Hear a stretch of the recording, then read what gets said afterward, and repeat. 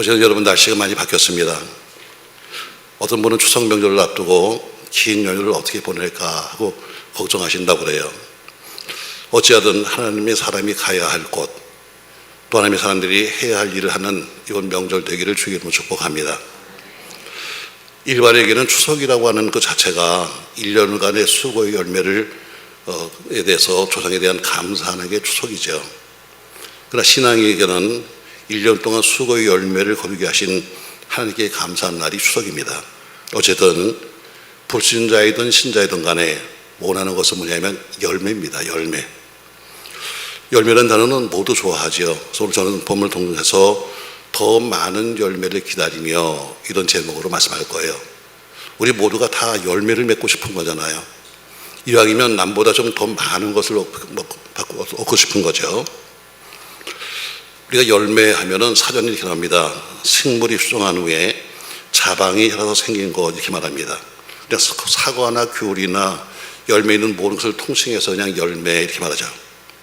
과실 이렇게 말합니다. 많은 경우 식물은 어쨌든 식물을 우리가 키우는 목적은 열매를 거두기 위해서입니다. 벼나 보리나 밀이나 콩, 또 밤, 호도, 대추 전부 다 열매 때문에 키우는 거죠. 그러니까 열매란 것은 농사하는 분들에게는 기쁨이고 농사하는 사람에게는 보람입니다. 그래서 많은 열매 수확을 기다리는 것이 바로 농부가 흥이 나는 거죠. 그래서 추수하면서 노래도 부르는 거죠. 이 열매란 말은 보통 식물의 열매를 우리가 말합니다만 우리가 또 그 이외에도 애를 쓰고 수고한 결과물을 가리켜서 열매다 이렇게 말합니다. 예컨대 성공을 가리켜서 수고의 열매다 이렇게 말하고 있고요. 어떤 응답을 가리켜서 기도의 열매다 이렇게 말하고 있습니다. 또 전도의 열매란 말도 하고 있고 복음을 열심히 전해서 그러지 않게 제자를 삼으면 전도의 열매를 맺었다 이렇게 말하고 있습니다. 어쨌든 열매가 풍성할수록 그 인생이 성공한 인생입니다. 전 여러분의 열매가 많기를 바랍니다. 그래서 우리 모두가 이 많은 사람들이 열매를 더 많이 거두기 위해서 부지런히 다니는 거죠. 저는 결실의 계절 가을 그리고 추석 명절을 앞둔 2주간에 더 많은 열매를 기다리며 이런 제목 설교하면서 우리 생에 얻고 싶은 열매와 열매를 맺으려면 어떻게 할 것인가를 오늘 본문 통해서 말하려고 합니다. 왜냐하면 주님도 하늘의 씨앗을 뿌리시면서 열매를 맺기 원했고 결국엔 예수님이 부활의 첫 열매가 되셔서 주님도 그만큼 열매에 관심이 있었기 때문입니다. 신약 성경에만 열매라는 단어가 52번 나오고 있습니다. 자, 그러면 오늘 전 3가지 말씀할 텐데 농부의 관심은 열매에 있습니다. 여러분과 제가 농부인데 우리의 관심은 어디에 있다? 열매에 있는 겁니다.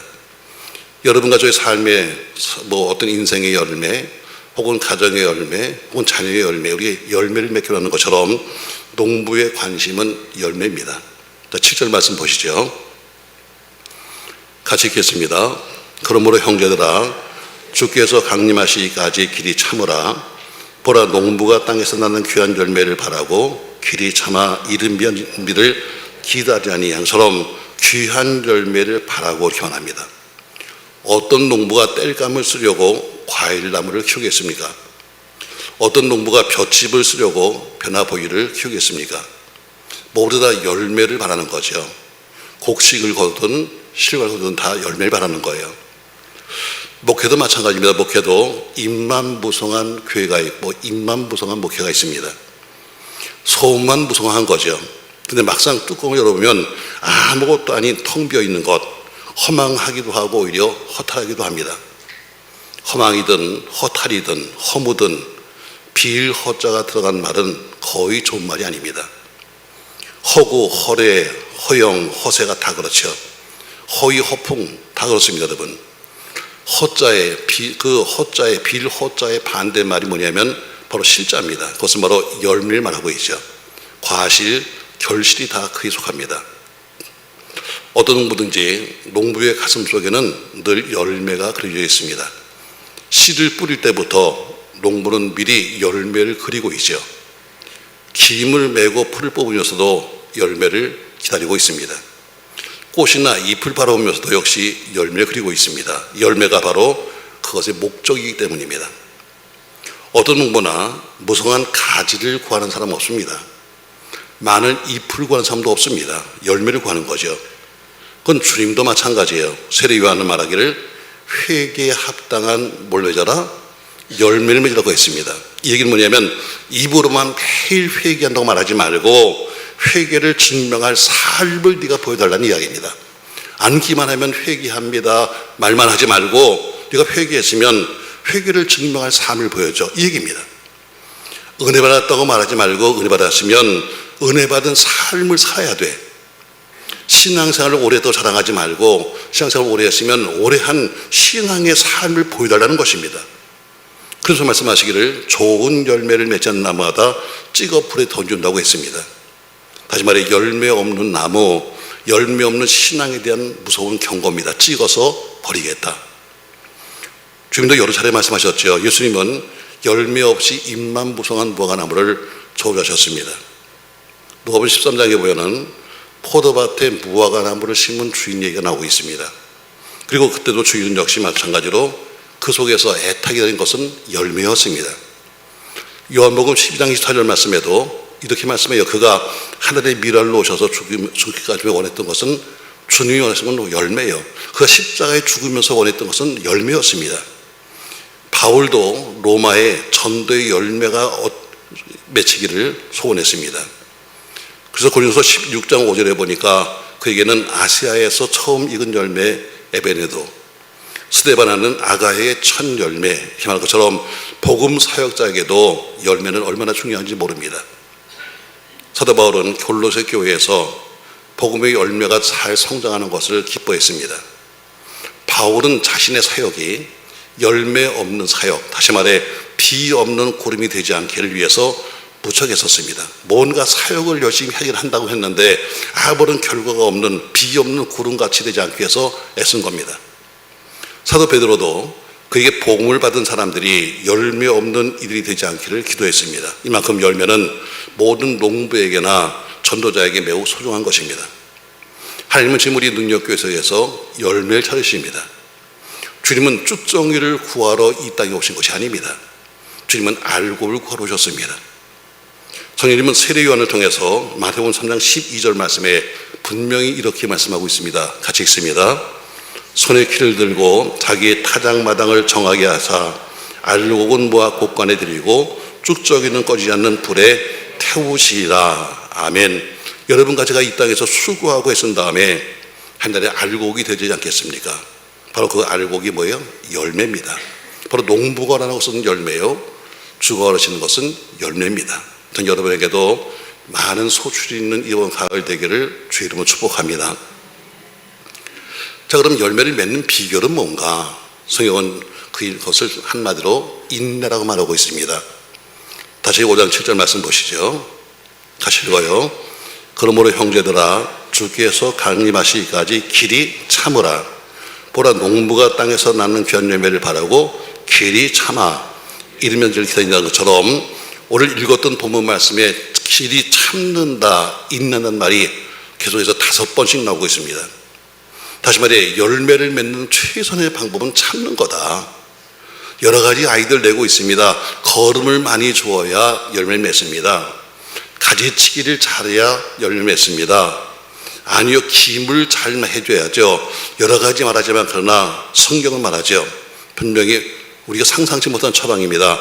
기름도 그래, 거름도 많이 줘라. 가지치기를 잘해라. 김도 잘 매라. 농약도 잘 줘라. 그러나 중요한 것은 뭐냐면 참고 기다리는 겁니다. 전 여러분과 뭔가 심었으면 인내하고 참을 수 있길 바랍니다. 그래야 농사가 하루아침에 되는 게 아닙니다.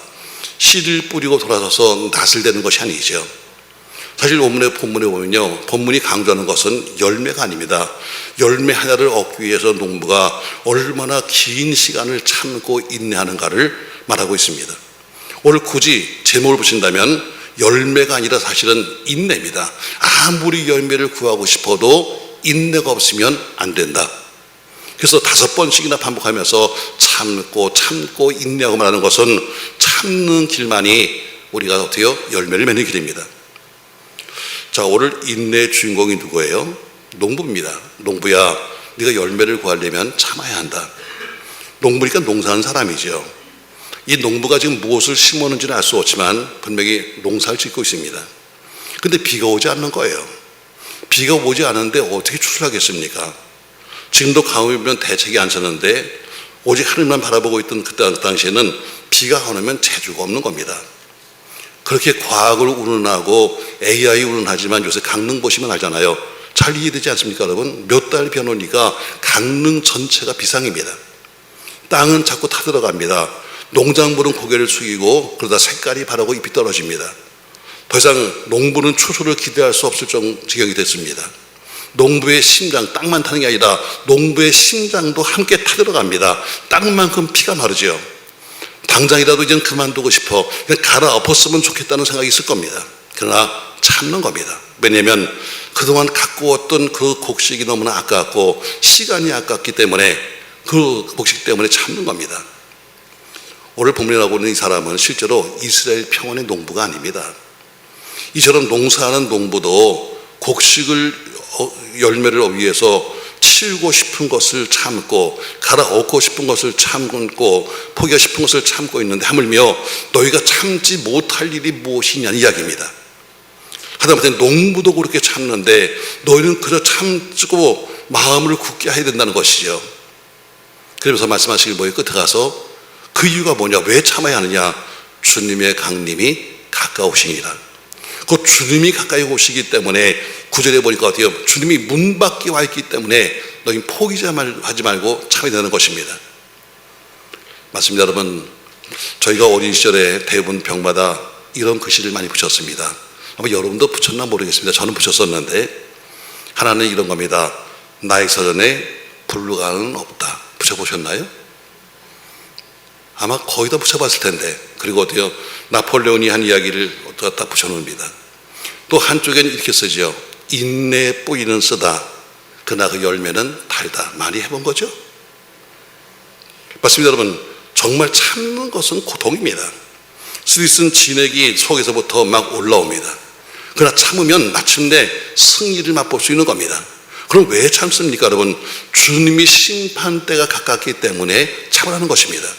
주님이 언제 오십니까? 주님이 오시는 것이 가깝다. 9절에 보니까 심판자고 주님께서 이미 문 밖에 와 있다고 말씀하고 있습니다. 말씀하십니다. 누구를 원망하지 마라. 왜입니까? 심판자이신 주님께서 문 앞에 와 있기 때문이다. 참고 마음을 굳게 해라. 서로 원망하지 말라. 왜입니까? 주께서 이미 문 밖에 와 있다는 것입니다. 그러면서 참으로 기다려야 한다. 여러분, 얼마나 진실한 차원입니까, 여러분? 더 좋은 열매를 우리가 정말 맺기 원한다면 여러분, 이 차원의 열매, 인내의 열매를 맺으시기를 주의 이름으로 축복합니다. 요즘 신앙인들이 잘 안 보이잖아요. 안 보입니다. 이건 뭐 어제 오늘의 일이 아닙니다, 여러분. 과거에도 옛날에는 이렇게 말했습니다. 주일날 출석하는 예배 인원의 절반이 주일 저녁 예배에 출석이다. 또 주일 저녁 예배의 그 절반이 수요예배 교인이고 주일날 출석하는 교인의 11조가 새벽 예배 교인이다. 이건 옛날에 우리가 들었던 이야기입니다. 지금은 다 이건 옛날 얘기가 되어놨습니다. 근데 이게 지금만 아니라 그 당시 신앙생활을 하던 초대교회도 이런 현실이 있었습니다. 초대교회 때요, 모이라 해도 어때요? 그렇게 위험 속에 살면서도 안 모이는 겁니다. 그래서 오직 모이를 강조하기 위해서 한 말이 뭐냐면 히브리서 10장 25절에 보면 그때도 안 모였어요. 그래서 이런 말을 합니다. 같이 읽어요. 모이기를 폐하는 어떤 사람들의 습관과 같이 하지 말고 오직 권하여 그날이 가까움을 볼수록 더욱 그리하자. 어때요? 그때도 안 모여서 쓴 말이 뭐냐면 너희야 모여야 한다. 이 말을 쓴 거예요. 주님을 사모하는 사람들은 모이셔야 합니다. 주일은 물론 기도에도 모이셔야 합니다. 바쁘다고 핑계대지 말고 피곤하고 핑계대지 말고 모이셔야 합니다. 화나는 일이 있어도 참아야 합니다. 그러면 열매가 맺힙니다. 오늘 이렇게 말합니다. 오늘 농부는 뭐가 필요하다? 열매가 필요하다. 열매를 맺는 비결은 여러 가지가 있지만 그러나 최선의 방법은 뭐다? 참는 거다. 아멘. 참아야 합니다, 여러분. 졸려도 참아야 되고 하품이 나도 참아야 되고 가고 싶어도 참아야 합니다. 왜? 곧 끝나니까. 자, 그러면서 그러면 인내를 말하면서 그럼 누구처럼 참아야 하는가 이렇게 말합니다. 인내 몸을 말합니다. 자, 5장 10절 말씀 보시죠. 형제들아, 주의 이름으로 말한 선지자들을 고난과 오래 참고 본으로 삼으라 합니다. 자, 인내 몸을 삼으라 하면서 주의 이름으로 말한 선지자들을 고난과 오래 참음의 본으로 삼아야 한다 이렇게 말합니다. 여러분, 인내 모험, 오늘 보니까 욥에 대해서 말하면서 욥을 보았거니와, 여러분, 욥이 인내의 모험이 아닙니다. 어쨌든 인내의 모험은 예수입니다. 참아야 한다. 누구처럼? 욥이 아니라 욥은 하나의 예화고, 욥은 하나의 예로 든 사람이고 예수님처럼 참으라는 것입니다. 사람이 참는 게 얼마나 힘들어요. 부를 못 참는 거 여러분 보통 힘든 게 아닙니다. 화를 참는 거 보통 힘든 게 아니에요. 하고 싶은 말을 참는 것 이거 참 힘듭니다. 그렇죠 여러분?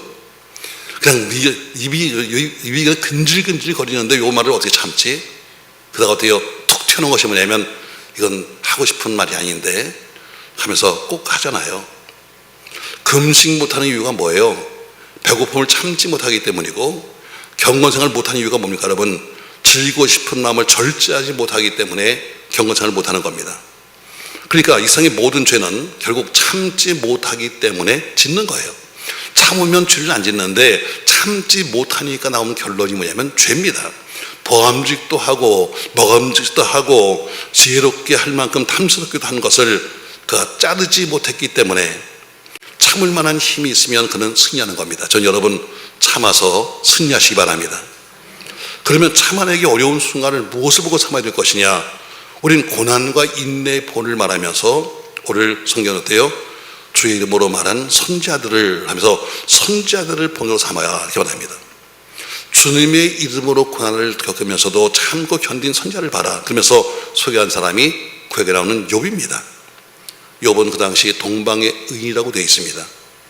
말할 수 없는 고난을 받았지만 참고 견뎠다는 것이죠. 그리고 나서 그가 후에 받은 보상이 얼마나 큰가를 너희가 알지 않느냐 이렇게 말합니다.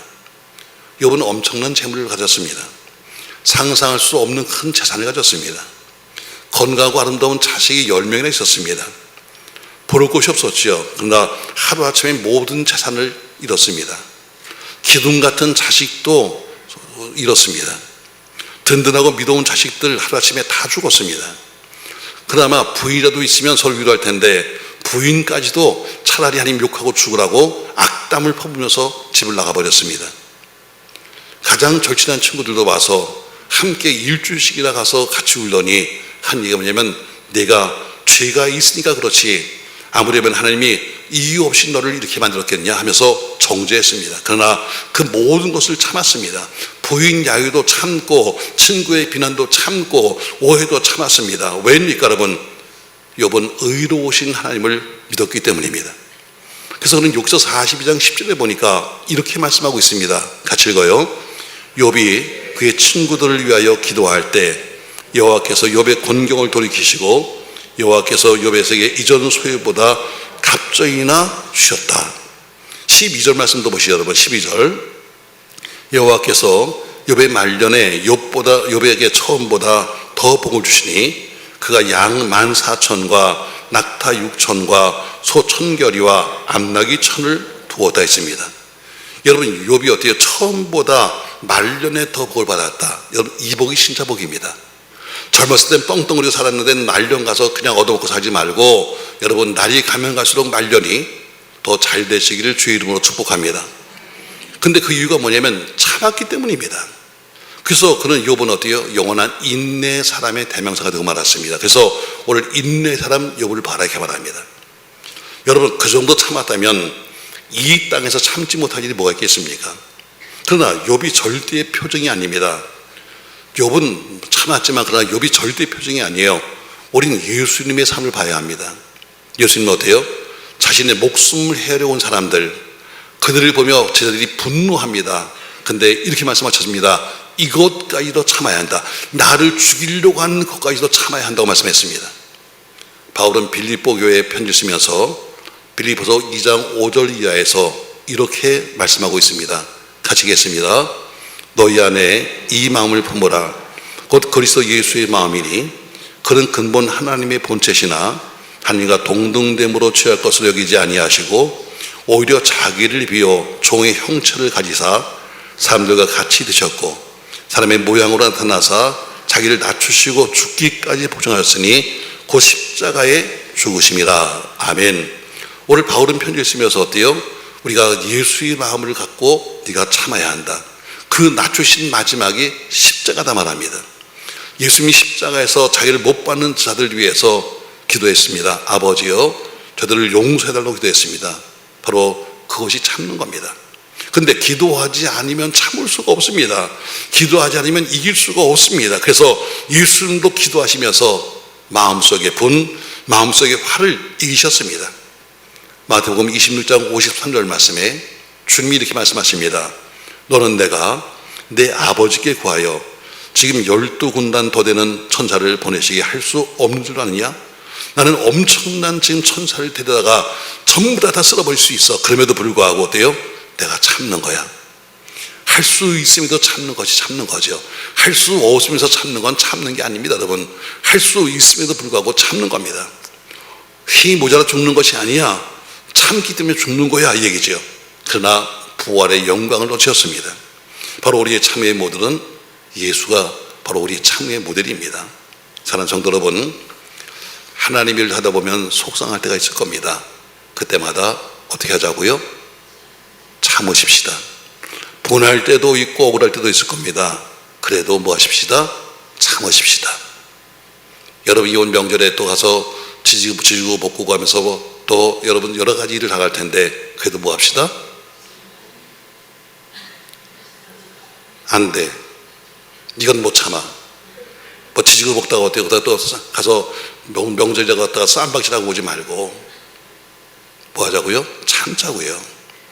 이렇게 말합니다. 내가 다른 건 다 참아도 내가 이것만큼 못 참아. 그때마다 이렇게 생각하십시오, 여러분. 그래도 이것까지 참으라신 주의 말씀을 생각하십시오. 그래도 이것까지도 참아야 한다. 왜냐하면 참지 못하면 마지막 열매를 맺을 수 없기 때문입니다. 참음이 열매를 맺는 지름길입니다.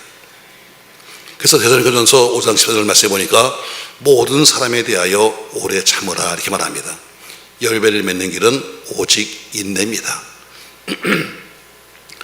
자, 이렇게 결론을 맺겠습니다, 여러분. 오늘도 한 주간의 첫날 세상에 많은 일이 있지만 먼저 하나님 앞에 나온 모든 성도님을 사랑하고 진심으로 축복합니다. 입만 무성한 성도가 되지 말고 겉모습만 아름다운 사람이 되지 말고 속이 꽉 찬 알곡 같은 성도가 되기를 주의 이름으로 기도합니다. 그래야 흔들리지 않습니다. 그래야 버림받지 않습니다. 그래야 영적 수수대에 하나님의 곳간에 들어갑니다. 쭉정이는 모든 사람을 결국 실망시킵니다. 보는 사람을 슬프게 만듭니다. 그러나 열매는 모든 사람을 기쁘게 하고 행복하게 합니다. 전 여러분이 우리 교회의 열매가 되어주기 바라고 여러분의 가정에 또한 많은 열매가 있기를 예수님의 이름으로 축원합니다. 전 여러분 오늘 여러분에게 이렇게 말했습니다. 더 많은 열매를 기다리며 이렇게 말하면서 오늘 세 가지 말했어요. 첫 번째, 농부의 관심은 어디에 있다? 열매에 있다. 참 이렇게 정리만 해주는데 지금 여러분 이것만 듣고 가도 돼요. 자, 농부의 관심은 어디 있다? 열매에 있다. 근데 열매의 비결은 무엇이다? 인내다. 열매를 맺는 비결은 농약도 줘야 되고 여러 가지 할 것이지만 그러나 마지막까지 참지 않으면 열매가 없다. 그래서 인내의 비결은 인내다. 그러면 인내의 모험은 누구다? 예수다. 아멘. 오늘 제가 했던 세 가지 말씀입니다. 농부의 관심은 열매입니다. 열매의 비결은 인내입니다. 인내의 모험은 오직 예수입니다. 전 여러분 앞으로 여러분을 통해서 많은 열매를 맺는 이번 가을 되시기를 예수님의 이름으로 축원합니다.